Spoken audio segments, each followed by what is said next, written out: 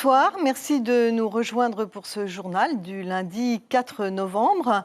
L'actu est assez chargée, même en cette période de vacances. Voici d'ailleurs les titres que nous allons développer ce soir.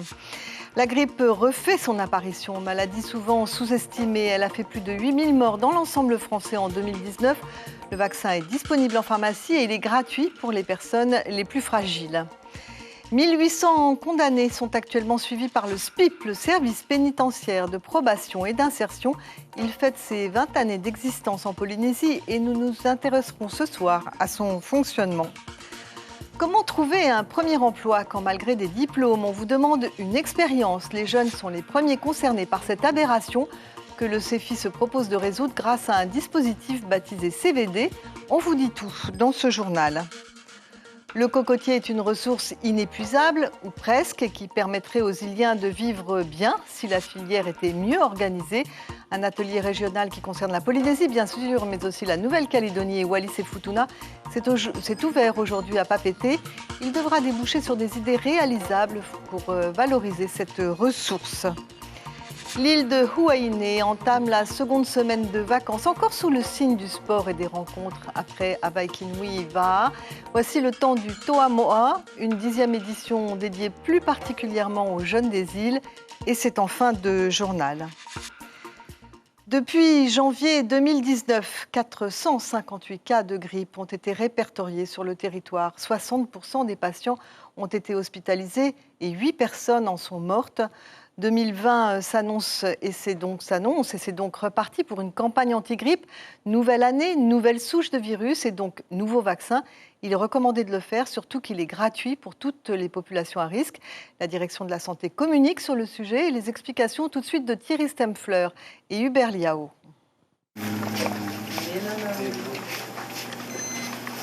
Ok, 37. À moins d'être fébrile ou allergique aux œufs et à certaines protéines, la population est invitée à se vacciner contre la grippe. Invité est le mot, puisque le vaccin est gratuit pour une bonne partie des habitants. 22 000 doses de vaccins ont été déposées dans les dispensaires ou les pharmacies, et comme souvent, la demande est forte en début de campagne. On est fixé à 200. Là, ça fait 4-5 jours qu'on a commencé la campagne. On a délivré déjà plus de 70 vaccins que notre pharmacie. Alors, je la pense campagne que va durer combien de temps normalement? Normalement, c'est 3 mois jusqu'au 31 janvier. Donc ça ne va pas suffire? Je pense pas. Après, voilà, ça dépend. Ce que je vous disais, au début des campagnes, on a beaucoup de gens qui se font vacciner. Après, ça s'estompe un peu. Et je reviens de chez mon tante. Il m'a fait mon vaccin contre la grippe et je me sens bien. Comme c'est gratuit, je viens longtemps. Puis il va me remettre et je vais aller voir mon médecin. Chaque année, tu fais ton vaccin ou c'est le tenté qui te rappelle? C'est le docteur qui me rappelle. Les femmes enceintes comme toi, les vieux jeunes comme moi. Les populations les plus à risque, malades, personnes en surpoids, matayapo et femmes enceintes sont les plus visées. Car chaque année se pose la question de l'adéquation entre le type de grippe qui va se développer et les vaccins qui sont commandés bien à l'avance. D'où le choix d'un spectre large pour faire face. Il y a déjà des grippes actuellement. Donc le vaccin, cette année, il y a 4 souches, virales. Et avec ces 4 souches, on est à peu près sûr de l'efficacité du produit parce que chaque année, ça change un peu. On sait jamais. Oui, voilà, mais c'est adapté justement, c'est adapté chaque année. Ouais. Même si nos latitudes ne connaissent pas de période hivernale, les malades de la grippe sont nombreux, près de 500 cas depuis le début de l'année, dont plus de la moitié ont été hospitalisés, avec aussi 8 morts en 2019 des suites de complications liées à la grippe. Au chapitre de la justice, sachez que la médecine légale a tranché dans l'affaire du jeune homme retrouvé mort la semaine passée à Moorea. Il n'a pas été assassiné. Le procureur a révélé que la piste criminelle est définitivement écartée. Ce sont les conclusions de l'autopsie. On n'en saura pas plus. Pour protéger la famille et l'intégrité du défunt, les causes de la mort ne seront pas rendues publiques. En bref, toujours dans la rubrique comparution immédiate au tribunal, un homme a été condamné aujourd'hui à 3 ans de prison pour s'être attaqué physiquement à des gendarmes. 3 gendarmes qui ont été blessés. Cela s'est passé à Tupuai le 9 octobre dernier. L'individu compte déjà sur son casier judiciaire une dizaine de condamnations pour cambriolage. Son avocat a plaidé la folie, défense visiblement non retenue. Le coupable a demandé une seconde chance, mais pour cet homme d'une trentaine d'années, cette 11e comparution devant la justice était celle de trop. Le procès en correctionnel de Wilfried Atapo aura lieu demain et mercredi. L'homme est plus connu sous le nom de DJ Fred car il officiait aux platines des boîtes de nuit de Papeete. Il est accusé de corruption de mineurs et d'enregistrement d'images à caractère pornographique obtenues grâce au chantage. Cet individu de 34 ans n'en est pas à son premier procès pour de tels actes. Il a déjà été condamné en 2015 à 2 mois de prison avec sursis. Avec ses récidives, il aurait 80 nouvelles victimes de plus à son actif et il risque désormais jusqu'à 20 ans de prison. Cette année, le service pénitentiaire de probation et d'insertion célèbre ses 20 ans d'existence. Une unité peu connue du grand public et qui suit ici, en Polynésie, 1800 personnes condamnées, mais dont la peine ne passe pas par la case prison.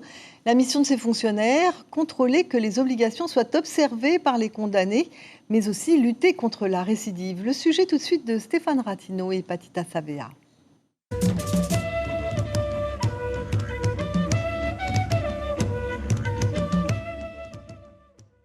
Chaque jour, plus de 60 personnes passent dans ces locaux situés dans un immeuble du centre-ville de Papeete. Bienvenue dans le service de justice qui suit actuellement 1800 personnes condamnées par un tribunal pénal. Ici, on est dans les locaux du service pénitentiaire d'insertion et de probation de Polynésie française.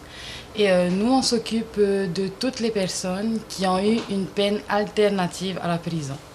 Le SPIP est un service essentiel pour l'exécution des peines et les démarches de réparation consécutives aux infractions. Chaque conseiller a une connaissance parfaite de chaque condamné, la règle étant des rendez-vous réguliers avec un objectif majeur, sortir la personne de la délinquance, une délinquance en évolution permanente. La démarche de changement, c'est une démarche difficile puisque ça implique effectivement de la part du condamné cette énergie pour pouvoir changer parce que c'est pas souvent facile. Il y a plein de paramètres qu'il faut tenir compte. Le paramètre de l'emploi, parce qu'on sait bien que l'emploi, c'est ça aussi qui permet à quelqu'un de changer. C'est la famille, les modes de pensée aussi. Ça aussi, si aujourd'hui la ICE se développe, c'est pas par hasard. Voilà, c'est parce que beaucoup pensent qu'ils vont tirer des bénéfices de cette consommation d'ICE. Certains même m'ont dit qu'ils devenaient plus intelligents. D'autres ils me disent qu'ils devenaient beaucoup plus riches. Donc voilà, il y a plein de visions par rapport, de modes de pensée par rapport à la consommation d'ICE. En moyenne, chaque conseiller suit une centaine de dossiers individuels, formation, emploi, obligations à tenir et indemnisation.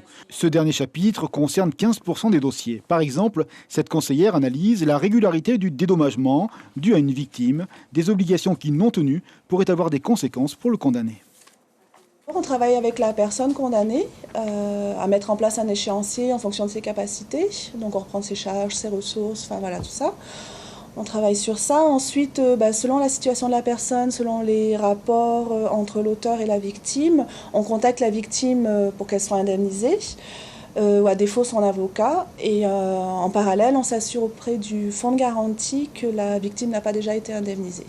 Dans les archives du SPIP, 20 ans d'histoire délinquante de Polynésie. Ce service au cœur des politiques pénales et transversal à la fois s'appuie sur des méthodologies dont la logique doit servir la société en osant le pari de l'humain. Comment réinsérer sous la contrainte, comment respecter une obligation de soins alors qu'on n'a pas le choix. Voilà, tout ça c'est effectivement a priori antinomique et c'est toute la complexité de ce travail des SPIP, c'est effectivement de travailler avec les personnes sous la contrainte en essayant de les amener vers la désistance et vers une sortie de délinquance. Ainsi, la prison n'est pas la seule réponse pénale. Aujourd'hui, un peu moins de 600 personnes sont incarcérées en Polynésie. Voilà, et demain, on reviendra sur le port du bracelet électronique. 150 personnes sont surveillées avec ce dispositif. Comme vous avez pu le lire dans la dépêche ce matin, la commune de Maïna a décidé de s'attaquer au problème des chiens errants. Nous y reviendrons demain soir avec un reportage complet. En attendant, sachez que, hasard du calendrier ou non, Brigitte Bardot adresse un courrier au nouveau haut-commissaire en faveur de la protection des chiens, bien sûr. L'ex-actrice présidente de la fondation qui porte son nom s'insurge contre le commerce et la consommation de viande de chien. Elle rappelle que sur le territoire français, la cynophagie est interdite par la loi et elle utilise des termes assez virulents, comme elle l'a toujours fait. Brigitte Bardot remet le sujet sur le tapis après la lecture du magazine Tahiti Pacifique d'octobre consacré à cette pratique. Nos confrères d'Outre-mer Première à Paris ont fait réagir Christophe Marie, directeur du pôle de la protection animale au sein de la Fondation. C'est véritablement un scandale parce que cette procédure amène évidemment des vols de chiens également. Et puis les animaux sont maltraités évidemment au moment de la mise à mort. Il y a aussi des croyances qui amènent à penser que plus l'animal est maltraité, eh bien meilleure la viande sera. C'est très pratiqué en Asie. On dénonce toujours ce qui se passe en Chine, en Corée. Et donc on est d'autant plus scandalisé de voir que dans un territoire français, une telle pratique puisse perdurer. Voilà, et Brigitte Bardot, quelques-uns parmi vous s'en souviendront, s'étaient déjà indignés en 1989 du sort des chiens polynésiens. Un gros dossier de Paris Match avait mis à mal la réputation de Tahiti et ses îles. C'était il y a tout juste 30 ans, ce qui prouve que Brigitte Bardot n'est pas prête d'abandonner ce combat.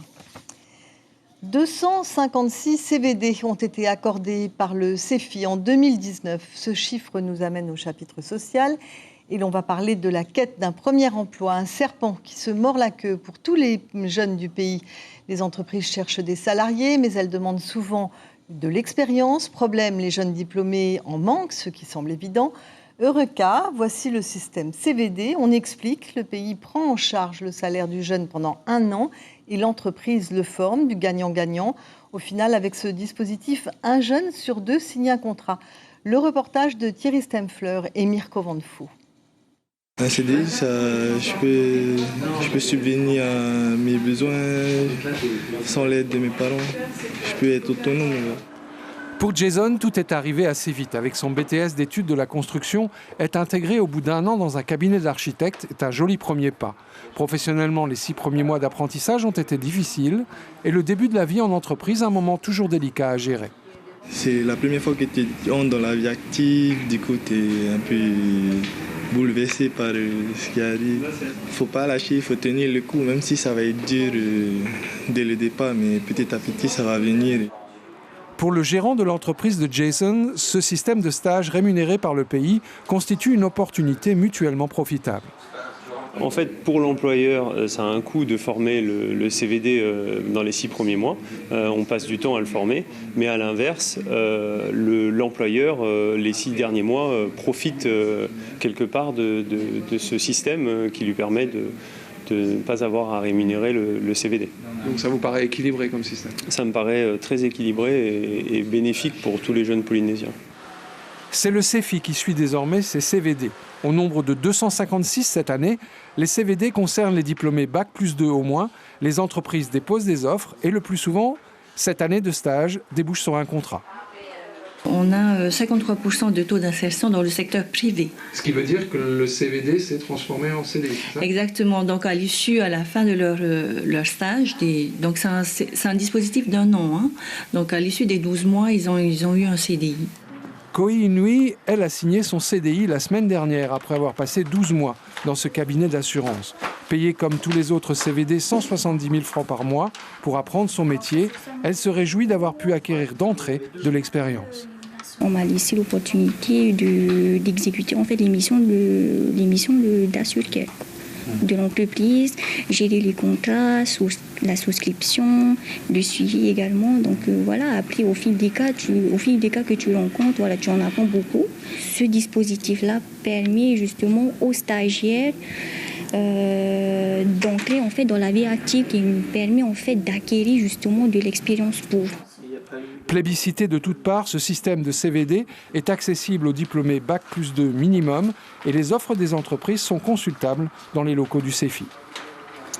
Et en bref, sachez que 8 nouvelles entreprises ont rejoint les entreprises actives, une charte intitulée EA et qui encourage la mise en place d'actions en faveur de la promotion de la santé auprès des salariés. Il s'agit de les sensibiliser à privilégier une alimentation équilibrée, à se mettre au sport et à stopper le tabac. Une démarche lancée en 2015 à laquelle 32 entreprises ont à présent adhéré. Le lieu de travail constitue un terrain privilégié pour sensibiliser cette partie de la population que constituent les salariés. Une action qui touche environ 1500 personnes, comme le confirme Jacques Raynal, ministre de la Santé, au micro de Nicolas Suire.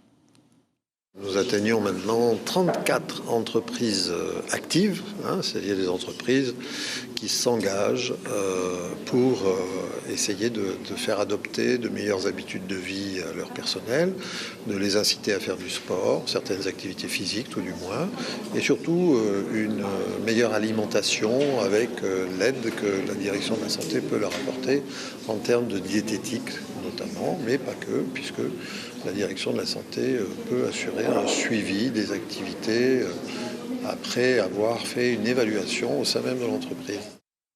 On passe à toute autre chose. Comment améliorer la ressource produite par le cocotier? Elle occupe la première place de l'économie agricole. Le coco est important également pour les autres territoires français du Pacifique. Aussi, 2 délégations de ces territoires sont actuellement présentes sur le territoire, à la DGDE, précisément pour un séminaire d'échange.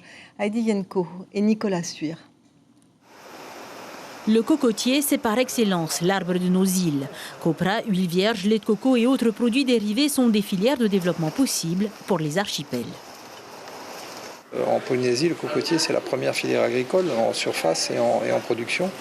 Donc on ne peut pas développer l'agriculture sans avoir forcément un volet entier pour le cocotier qui a par ailleurs énormément de retombées sur le plan économique, social, environnemental, paysage, aménagement du territoire. Préservation, utilisation et développement des activités économiques autour du cocotier sont au centre des échanges de ce séminaire. En fin de semaine, la synthèse de ces réunions devrait pouvoir servir à présenter un plan pour obtenir des fonds européens pour le développement sous l'égide du programme Protège. Une trentaine de millions obtenus sur 3 à 4 ans permettrait de donner une impulsion à la filière. Aujourd'hui, la cocoterie, elle est vieille. Et donc, il faut absolument poursuivre la régénération. Il faut également diversifier les productions parce que aujourd'hui, même s'il y a beaucoup de petites productions, on est centré beaucoup sur le copra. Et puis, il faut commencer à conserver nos variétés traditionnelles et à caractériser ces variétés, à les conserver. Aujourd'hui, ça n'a jamais été fait. Demain, la délégation devrait se rendre sur le terrain pour constater des difficultés et du potentiel de la filière localement. On part à Huaïné, à peine 2 jours après la dernière étape de la course de la Hawaii Nui. C'est un autre événement qui rythme la vie des habitants. En effet, la Toa Mo'a, pour sa 10e édition, accueille de très nombreux participants. Plus de 1500 cette année, une semaine bien remplie en activités sportives pour certains, en rencontres pour d'autres. Les délégations de jeunes venus de toute la Polynésie se disputeront plus de 20 disciplines. L'ouverture officielle a eu lieu en fin d'après-midi. Le reportage tout de suite d'Ambroise Colombani. La particularité de cet événement, c'est en même temps qu'un événement sportif, culturel et en même temps social. Les goélettes affrétées spécialement pour l'occasion n'ont pas arrêté elles aussi de tourner. Les délégations arrivées par avion ou par voie maritime ont dès leur arrivée été prises en charge et transportées par les trucks de la commune vers leurs logements respectifs. Ce matin, les chefs de délégation ont été invités à participer à une mise au point, l'occasion de fixer les règles qui rythmeront la vie des compétiteurs durant une semaine. Une réunion à laquelle assistait également Mahe Akana, qui en est à sa 4e édition. Cette année, il est à la tête d'une délégation de 70 jeunes de Rongiroa. Pour cette année, on engage une équipe de futsal masculine, des boulistes, et certains de nos athlètes participeront au Toa Mohi, notamment Pachafa et à Mouraoufaï. Du côté de la délégation de Punavia, ce déplacement à Huaïné s'inscrit dans le cadre d'un projet de réinsertion qui permet à près de 300 jeunes, majoritairement issus de quartiers prioritaires de la commune, de s'évader et aussi de découvrir cette île. Une première pour beaucoup d'entre eux. C'est des quartiers prioritaires de la commune de Punavia. Donc c'est vers Tumoro, Tapunavai, Opu, Manotai et d'autres quartiers que j'ai oublié les noms. À travers ce projet d'insertion, de la socialisation, l'accueil, tout ça, et en même temps, avec ces rencontres sportives, ça unit les liens au niveau des personnes. Ici au collège de Faré, pas de temps à perdre. Il faut aller à l'essentiel. C'est donc tôt dans la matinée que les filles de la délégation d'Outouroi ont été soumises à un dernier entraînement en volleyball. L'occasion de réajuster et de peaufiner leur technique d'attaque pour tenter de s'imposer dans ces jeux. Là, j'entraîne 2 équipes, là, 2 quartiers, on va dire. Il y a à peu près 12 de chaque côté, quoi. Parce qu'il y a quelques filles qui ne sont pas venues. Du coup, on a dû remanier une équipe, d'où le fait qu'on s'est entraîné ce matin, quoi. Et c'est dans l'après-midi que les Jeux ont officiellement été ouverts par le défilé des délégations sur la place Toa Mo'a du site Fareoa, devant les autorités présentes et un public nombreux. Et les rencontres ont débuté par du futsal, 15 équipes en lice. Dans l'après-midi, sur le même site, 10 équipes ont disputé des matchs de football. Chaque équipe représente une commune des îles sous le vent, mais aussi de Rangiroa, Tahiti ou Rapa. L'équipe de Tapu Tapu Atea s'est particulièrement fait remarquer en s'imposant 2-0 face à Maïna. Tout cela dans une certaine confusion. Pour preuve, les organisateurs ce soir n'étaient pas en mesure de nous confirmer ni le calendrier des épreuves, ni la suite du tournoi. Mais cela fait aussi partie du charme du Toa Moa. Écoutez tout de suite les réactions de Wailea Aapa du comité organisateur et de Taerea Bertino, footballeur de la délégation de Taha.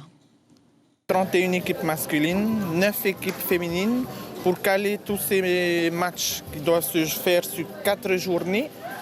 Ça a été compliqué, mais j'y suis arrivé. On est fiers de supporter, d'encourager, de montrer que Taha est parmi la tombe d'aujourd'hui. Voilà pour l'info. Et nous vous rappelons que la campagne de vaccination contre la grippe a débuté et elle n'est pas à négliger, surtout pour les personnes à risque. Quant à nos confrères journalistes de la presse écrite, ils ont choisi de titrer ainsi leur édition de demain mardi. La dépêche pneus usés, un problème difficile à gommer. Et pour Tahiti Info, l'art pour faire le mur. Voilà, merci d'avoir suivi ce journal. L'info, c'est aussi notre plateforme Internet et Facebook et la radio, dont les journaux seront présentés demain matin par Eipua Teuira et Abinera Temataotoa. Très belle soirée à tous, à demain.